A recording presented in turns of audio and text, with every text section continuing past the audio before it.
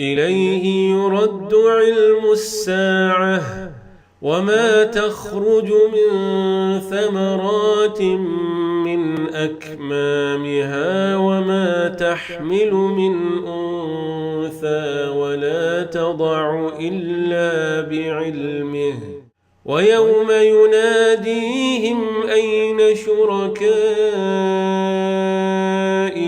قالوا آذناك ما منا من شهيد. الحمد لله رب العالمين وصلى الله على سيدنا محمد وعلى آله وصحبه أجمعين. اللهم انفعنا بالقرآن العظيم واجعله لنا إماما ونورا وهدى ورحمة يا أرحم الراحمين. وبعد. We move on to Juz 25. The first page of Juz 25 ends Surah Fussilat, but if we just reflect over the very last verses of Surah Fussilat, which is a surah that challenges the unbelievers. At the very end, Allah subhanahu wa ta'ala tells them, سَنُرِيهِمْ آيَاتِنَا فِي الْآفَاقِ وَفِي أَنفُسِهِمْ, that we will show them the unbelievers our signs in the horizons and within themselves. حَتَّى يَتَبَيَّنَ لَهُمْ أَنَّهُ الْحَقِّ, until it becomes absolutely clear to them that it, Allah subhanahu wa ta'ala, or the revelation, the message, is absolutely true. And we're now living in a time where Allah subhanahu wa ta'ala has shown the unbelievers the signs. فِي الْآفَاقِ, in the horizons. Humanity now has been able to map the very beginning of this universe. وَفِي أَنفُسِهِمْ, humanity has been able to map the very DNA of humanity, of human beings, until it becomes absolutely clear that He subhanahu wa ta'ala is the creator of everything. Yet they still reject the message. This is then followed by the third of the Hamim surahs, Surah Ash-Shura. Surah Ash-Shura is a surah that focuses upon the message of the Qur'an and the revelation itself. It begins by speaking about how even though they received the Qur'an, they've rejected the message of the Qur'an. The unbelievers in Mecca, the Qur'an came to them, it was revealed to them, the message, they were warned about this message, yet they still rejected the message. Then Allah subhanahu wa ta'ala mentions a verse which is critical to understanding the nature of Allah subhanahu wa ta'ala Himself, when He says subhanahu wa ta'ala, لَيْسَ كَمِثْلِهِ شَيْءٍ وَهُوَ السَّمِيعُ الْبَصِيرُ. One of the two verses in the Qur'an that tells us about the true nature of the divine, which is that there's nothing like Him subhanahu. There's nothing like His likeness. If you could conceive of, which is mustahil, impossible, but if you could conceive of a likeness to Allah, there's nothing like the likeness. Hence, by extension, there's nothing, absolutely nothing like Allah subhanahu wa ta'ala. The surah then moves on to speak about the nature of this revelation being the same as the revelation that came to Noah alayhi salam, came to Musa alayhi salam, came to Isa alayhi salam. The same message. And أَقِيمُوا الدِّينَ وَلَا تَتَفَرَّقُوا فِيهِ. Establish this religion. Hold firmly to this religion and don't be divided. Don't split. Don't have dissension amongst yourselves within this religion. The verses in Surah Ash-Shura then move on to give one of the great descriptions of Allah subhanahu wa ta'ala. After speaking about people who reject the message, people who deny the next world, Allah subhanahu wa ta'ala then speaks about Himself by saying, Allahu latifun bi'ibadih, yarzuqu man yasha. Even though people deny the message, Allah subhanahu wa ta'ala is still gentle with His slaves. He'll give provision to whoever He wants. He provides for all. He provides for all alike. The verses in Surah Ash-Shura then move on and speak about the denial of people of denial, but then speaks about the destination of people who accept the message of Allah subhanahu wa ta'ala, and then reminds people about all of the great favors that Allah subhanahu wa ta'ala has blessed human beings with. The great favors that Allah subhanahu wa ta'ala has blessed human being with, followed by a description of people of true faith. People of true faith, ala rabbihim yatawakkalun. The people who have complete reliance upon Allah, the people who establish the prayer, the people who pay their zakah, people who give of their wealth freely. But they're also people, amruhum shura baynahum. They consult each other. Beliefs are people who consult.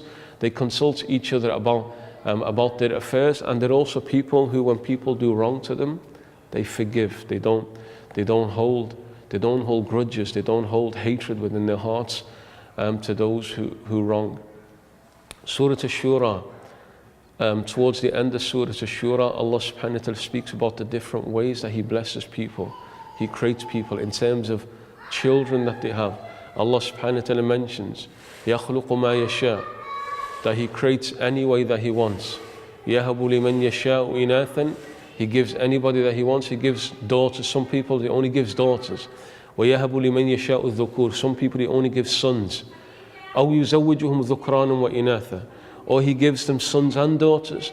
وَيَجْعَلُ مَنْ يَشَاءُ عَقِيمًا, and He gives, or to some He gives no children. Allah reminds in Surah Ash-Shura about how people have sons, people have only daughters, people have sons and daughters, people have neither. These are all from Allah subhanahu wa ta'ala. The surah ends by speaking about the nature of revelation itself, the three ways that Allah subhanahu wa ta'ala communicates to humanity, to prophets of Allah subhanahu wa ta'ala, where He speaks min wara'i hijab, from beyond the veil, direct communication that was only to the prophets, and to Musa alayhi salam. He also speaks about ما كان لبشر أن يكلمه الله إلا من وراء حجاب أو يرسل روحا أو يرسل رسولا, or He sends a messenger, an angel, or He inspires directly into the heart of the messenger. So Surah Ash-Shura ends by speaking about the different ways of revelation.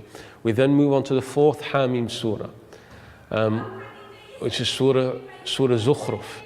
Surah Zukhruf, Allah subhanahu wa ta'ala challenges the unbelievers who arrogantly refuse to accept the Prophet sallallahu alaihi wasallam as being worthy, even worthy of receiving the revelation. So Surah Zukhruf begins with Allah subhanahu speaking about how He destroyed nations before. So Surah Zukhruf speaks about how Allah subhanahu wa ta'ala destroyed nations that went before who rejected the message, and then immediately speaks about His favors subhanahu wa ta'ala upon humanity. And in the midst of that, speaking about the favors of transport, the animals that they used to ride. Now we move in different transports, but there Allah subhanahu wa ta'ala reminds us of the dua that we learn for traveling. Subhanalladhi sakhara lana hadha wa ma kunna lahu muqrinin wa inna ila rabbina lamunqalibun. We glorify Allah subhanahu wa ta'ala who gave us the ability to move on these different modes of transport, and we'd have no ability to do so by ourselves. Ultimately, we're all returning back to Allah subhanahu wa ta'ala. Then Allah subhanahu wa ta'ala speaks about the false beliefs that the people of Mecca held, and how they would claim, when they were challenged about these beliefs, they used to believe that angels were daughters of God, and they would kill their own daughters. But then when they were challenged by this, the only answers that they had, our forefathers were doing, our ancestors were doing the same. And then we have the verse that speak about the unbelievers in Mecca, where they would challenge the Prophet sallallahu alaihi wasallam by saying, لولا نزل هذا القرآن على رجل من القريتين عظيم. Why isn't this Quran being revealed to a man from these two great cities of Mecca and Taif? In their mind, in their feeble understandings, their belief was, if anybody was worthy of being the messenger, it would be the leaders of Mecca and the leaders of Taif. But Allah answers them by saying, أَهُمْ يَقْسِمُونَ رَحْمَةَ رَبِّكَ, are they the ones who distribute out the mercy of your Lord? It's not, you do not decide who receives anything, whether it's provisions in this world or whether it's the highest, which is revelation. It's Allah subhanahu wa ta'ala who decides all of these matters. And in a similar vein, Allah subhanahu wa ta'ala then speaks about Musa alayhi salam and Fir'aun, speaking about Musa alayhi salam in the same manner, when He described him as Maheen, La yakadu yubin, that he's a lowly individual, that he can barely speak properly. And these are the people that we've enslaved. How could we accept a message from such a people? And then Allah subhanahu wa ta'ala gives us something about the true understanding of the reality of Isa alayhi salam, followed by a description of paradise, some great descriptions about paradise where you have anything that you want, but then some frightening verses about hellfire. But here we have particular mention. Nowhere else in the Qur'an do we have His name mentioned. The gatekeeper to hellfire, where the people of hellfire, when they're beginning to despair, They call out, Ya Malik liyaqdi alayna rabbuk, O Malik, Malik being the gatekeeper to the angel who has custodianship over hellfire, liyaqdi alayna rabbuk. Ask your Lord to exterminate us completely, to make us no longer exist. 1,000 years later, Malik responds by saying, Innakum makithun, that you are remaining. You're all remaining inside of hellfire. And then you go on to the next of the Hamim surahs, the fifth of the Hamim surahs, which is Surah Al-Dukhan. Surah Al-Dukhan, Allah subhanahu wa ta'ala begins by speaking about the blessed night on which revelation came down, which according to many is Laylatul Qadr, according to some is the 15th of Sha'ban. And Allah subhanahu wa ta'ala speaks about how Musa alayhi salam was rejected by Fir'aun. We have constant reference to how he kept on denying the message of Musa alayhi salam, but Musa alayhi salam challenges him. And then Allah subhanahu wa ta'ala speaks about his destruction of the people of Fir'aun, the people of Egypt. Kam taraku min jannatin wa ayun. Look at all of the gardens and the rivers and all of the vast wealth of Egypt that they left behind. فَمَا بَكَتْ عَلَيْهِمُ السَّمَاءُ وَالْأَرْض. The heavens and the earth did not cry for them. These unbelievers who denied, when the unbeliever denies and he dies, nothing in the heavens and nothing on the earth cries for the passing of that person. But when a believer, people of Allah subhanahu wa ta'ala, they deny, the inhabitants of the heavens and the earth itself, it cries for the passing of those who worshipped Allah subhanahu wa ta'ala whilst they were on the face of the earth. The surah ends by giving some warnings about descriptions of hellfire, giving us descriptions about unbelievers being told to taste from the bitter fruits of Shajarat al-Zaqum, the tree known as Zaqum, the tree of hellfire, the bitter fruits of it. And they're forcibly made to eat from them and to drink from the filth of hellfire. And then the surah ends by describing some of the great rewards that are in store for the believers inside of paradise. And then we go on to the sixth of the Hamim surahs, Surah Al-Jathiyah. Surah Al-Jathiyah, where Allah subhanahu wa ta'ala begins by speaking about different elements of creation, and then speaking about those who rejected and the punishment in store for such people who rejected Allah subhanahu wa ta'ala. And then Allah subhanahu reminding them that there is a resurrection, that there is a day that every single one will be held accountable to Allah subhanahu wa ta'ala, speaking about some of the unbelievers who denied that there is anything to come after.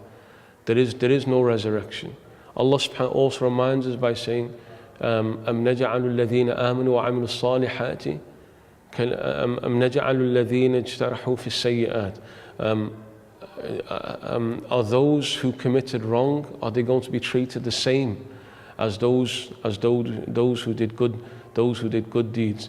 The surah then ends with a description of paradise, the reward awaiting, but particularly mentioning that the records of everybody is recorded and will be shown to everybody, and the punishment will appear for those who denied the message. Walhamdulillahi Rabbil Alameen, wa sallallahu ala Sayyidina Muhammad wa ala alihi wa sahbihi ajma'in. وَمَنْ أَضَلُّ مِمَّنْ يَدْعُو مِنْ دُونِ اللَّهِ مَنْ لَا يَسْتَجِيبُ لَهُ إِلَى يَوْمِ الْقِيَامَةِ وَهُمْ عَنْ دُعَائِهِمْ غَافِلُونَ.